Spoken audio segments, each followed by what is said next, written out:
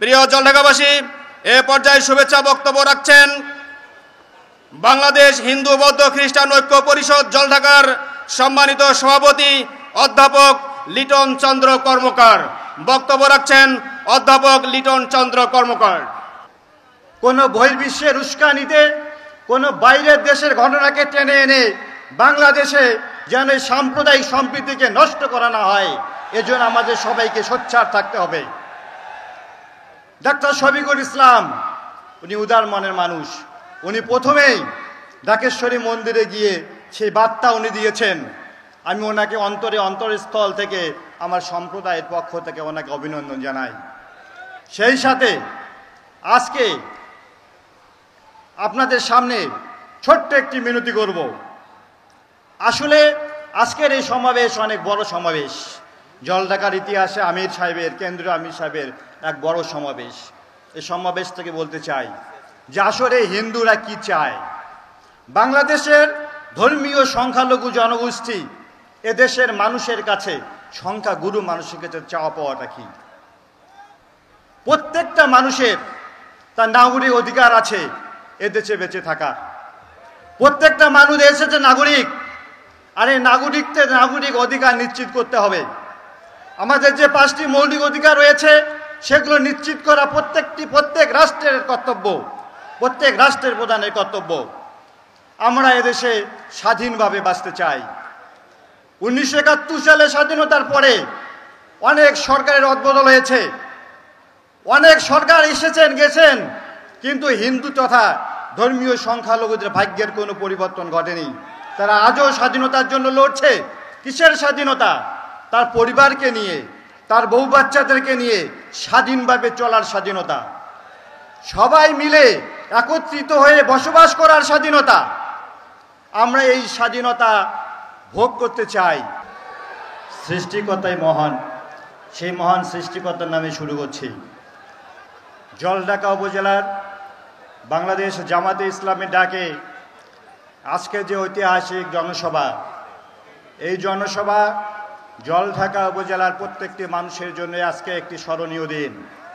কারণ আজকের এই জনসভায় এখানে আমাদের মাঝে উপস্থিত হবেন বাংলাদেশ জামাতে ইসলামের সম্মানিত আমির ডাক্তার শফিকুল রহমান। আজকে আমি প্রথমেই আজকের এই জনসভার সম্মানিত সভাপতি জনাব মখলিসুর রহমান মাস্টার সাহেবকে ধন্যবাদ জানিয়ে বক্তব্য শুরু করছি। আমি প্রথমে ধন্যবাদ জানাতে চাই আমির বাংলাদেশ জামাতে ইসলামের আমির ডাক্তার শফিকুল ইসলামকে।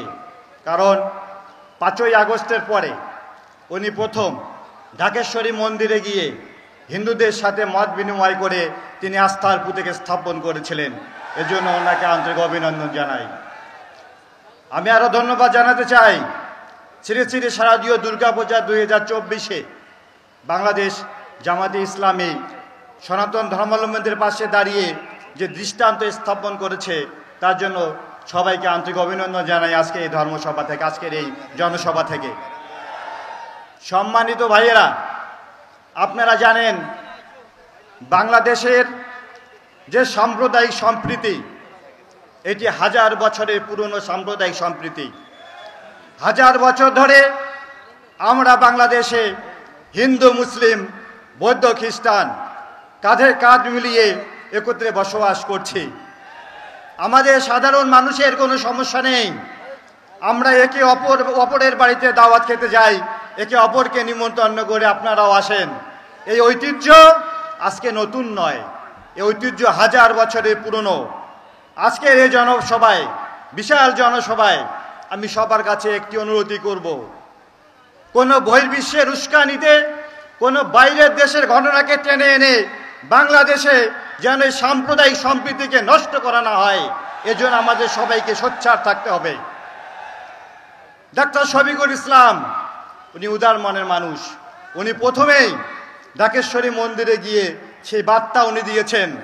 আমি ওনাকে অন্তরস্থল থেকে আমার সম্প্রদায়ের পক্ষ থেকে ওনাকে অভিনন্দন জানাই। সেই সাথে আজকে আপনাদের সামনে ছোট্ট একটি মিনতি করব। আসলে আজকের এই সমাবেশ অনেক বড় সমাবেশ।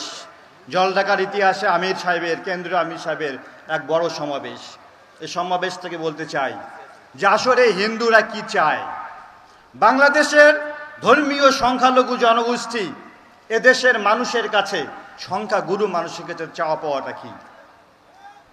প্রত্যেকটা মানুষের তার নাগরিক অধিকার আছে এদেশে বেঁচে থাকা। প্রত্যেকটা মানুষ এসেছে নাগরিক, আর এই নাগরিক অধিকার নিশ্চিত করতে হবে। আমাদের যে 5টি মৌলিক অধিকার রয়েছে সেগুলো নিশ্চিত করা প্রত্যেক রাষ্ট্রের কর্তব্য, প্রত্যেক রাষ্ট্রের প্রধানের কর্তব্য। আমরা এদেশে স্বাধীনভাবে বাঁচতে চাই। 1971 সালে স্বাধীনতার পরে অনেক সরকারের অদবদল হয়েছে, অনেক সরকার এসেছেন গেছেন, কিন্তু হিন্দু তথা ধর্মীয় সংখ্যালঘুদের ভাগ্যের কোনো পরিবর্তন ঘটেনি। তারা আজও স্বাধীনতার জন্য লড়ছে। কিসের স্বাধীনতা? তার পরিবারকে নিয়ে, তার বউ বাচ্চাদেরকে নিয়ে স্বাধীনভাবে চলার স্বাধীনতা, সবাই মিলে একত্রিত হয়ে বসবাস করার স্বাধীনতা। আমরা এই স্বাধীনতা ভোগ করতে চাই। সবার কাছে এই মিনতিটুকুই রাখছি। সেই সাথে বাংলাদেশ জামায়াতে ইসলামী আজকে যে আহ্বান, আমাকে এই মঞ্চে বক্তব্য দেওয়ার সুযোগ দিয়েছেন, এর জন্য সবাইকে আন্তরিক অভিনন্দন জানিয়ে মুছে যাক সাম্প্রদায়িকতা, সকল বিশ্বাস, বাংলাদেশটা হোক সবার, এই প্রার্থনা করে আপনাদের সবাইকে সংগ্রামী শুভেচ্ছা জানিয়ে আমি আমার সংক্ষিপ্ত কথা এখানে শেষ করছি। ধন্যবাদ সবাইকে।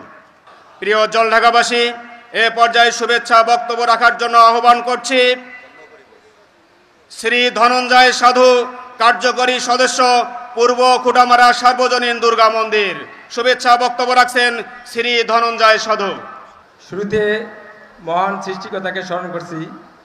বাংলাদেশ জামায়াতে ইসলামী জলঢাকা উপজেলা শাখা কর্তৃক আয়োজিত আজকের এই বিশাল জনসভার উপস্থিতি সম্মানিত সভাপতি ও অতিথিবৃন্দ ও সর্বস্তরের জন সকলের প্রতি রইল আমার আদাব ও নমস্কার। আমার বাড়ি পূর্ব খুঁড়ামারা ইউনিয়ন, খুঁড়ামারা ইউনিয়ন 9 নং ওয়ার্ড, পূর্ব খুঁড়ামারা ডাঙ্গাপাড়া আমার বাসা। আমাদের বড় ভাই, শ্রদ্ধেয় বড় ভাই ওবায়দুল্লাহ সালাফি সাহেবের পাশে। আমার জীবন যতদিন আমার জন্মের পর থেকেই তাকে আমি ভালোভাবে চিনি এবং জানি। তার মধ্যে যে একটি এত ধৈর্য এবং ধর্মপরায়ণ লোক, এটা বলে শেষ করতে পারবো না। তা আপনারা আগামীতে যে জাতীয় সংসদ নির্বাচনে আমি বলছি যেটা আমার পক্ষ থেকে যে তাকে মানে এমপির পদে আমি দেখতে চাই। আপনারা কি বলেন? ঠিক। তাহলে আপনারা সবাই এবং সকলেই, আপনার একাই হলে হবে না, আত্মীয় স্বজন বন্ধু বান্ধব যত আছে সবাইকে এক করতে হবে এবং জলঢাকার মাটিতে তাকে নির্বাচিত করব, যদি মহান সৃষ্টিকর্তা আমাকে মানে ততদিনের বাঁচিয়ে রাখে আর কি। ঠিক আছে? তাহলে আমি আর বেশি বক্তব্য বাড়াবো না, এখানেই আমি সংক্ষিপ্ত বক্তব্য সমাপ্ত করছি।